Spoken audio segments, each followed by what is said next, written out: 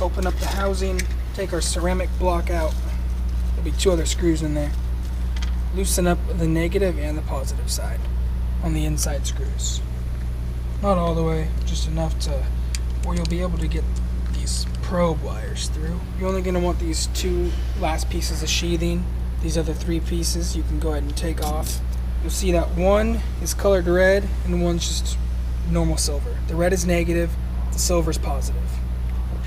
So you're going to take the probe and you're going to stick it in to the bottom all the way down so it sits flush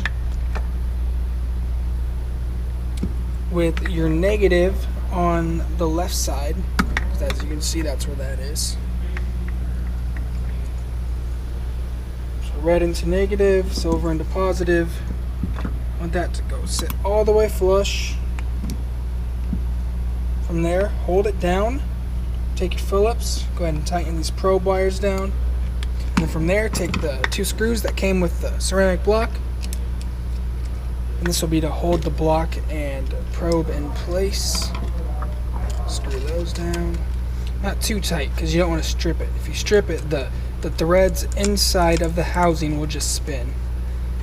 The block won't come out, but that's the problem. You'll never be able to get it out. So screw that down.